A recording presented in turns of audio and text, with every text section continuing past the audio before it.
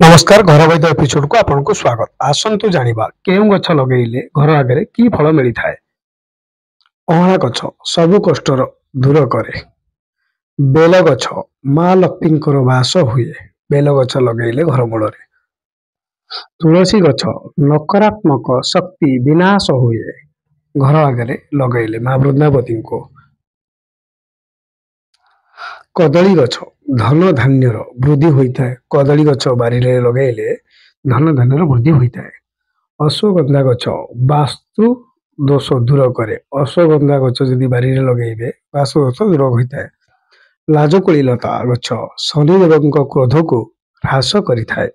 लाजकुड़ी गछ पता लगेइले शनिदेव क्रोध को ह्रास करिथाए। बाउंश गछ बारीपटे लगेइले शुभ प्रगति और शुभ प्रतीक मिली थाए। बाउंश गछ लगेइले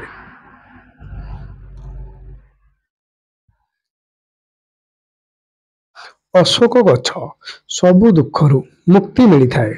अशोक गछ यदि आपण बारी रे लगेइबे सबु दुखरु मुक्ति मिली थाए अशोक गछ लगेबा द्वारा।